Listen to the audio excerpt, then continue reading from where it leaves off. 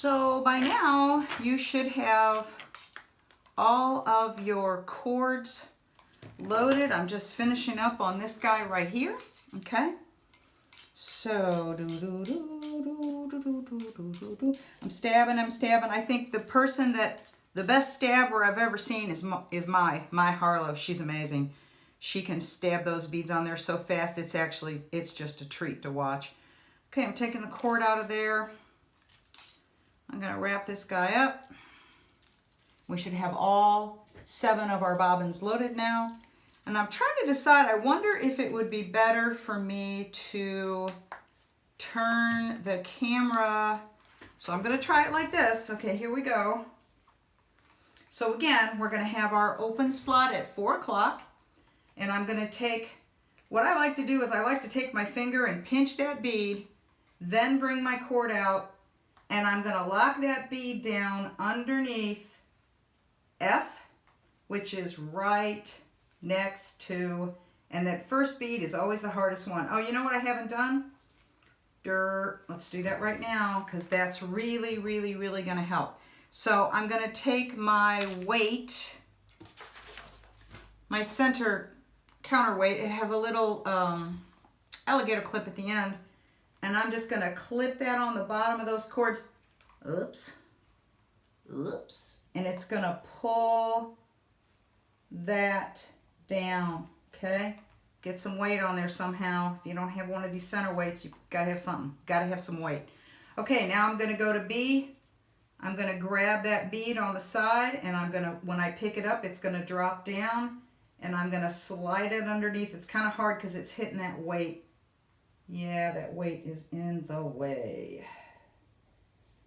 Okay, tell you what we're gonna do. We're gonna push this down a little bit. There we go. So you know how when we were doing Kumi before, and we kind of wanted that little bit of a dip in the middle, I kind of pushed that down. I don't know if you can see that, so that it's not as tight. You know what? I think I'm gonna try to change the camera angle. Here's going to C. Yeah, that made a big difference. Dropping that down. Now I'm gonna go to D, and I'm going to come and get the camera and change that angle. Okay, now you know that 4 o'clock is so I'm just gonna leave this. I also like to have something, a jar or something, where I can set my disc down with the weight. And because I'm afraid that if I lay it flat on the table, all the beads are gonna like come up to the surface and they're gonna start popping out. So I like to have a little cylinder of some kind to hold this. So hold on, and I'm gonna try to change our camera angle. Okay, I am definitely feeling like MacGyver here today. Okay, so let's see if that helps our angle a little bit better. So again, we want to have the D in the 4 o'clock position, which means I'm going to be working on E. So I'm going to try to grab that bead so that when I slide this up, it's going to fall right down under. Can you guys see that? Let me do it again. I've got them in the 4 o'clock position. I'm gonna grab the bead, pick it up, and I'm gonna let it slide right underneath its neighboring cord. Let's do it again. Now I'm on G. I'm gonna grab my bead.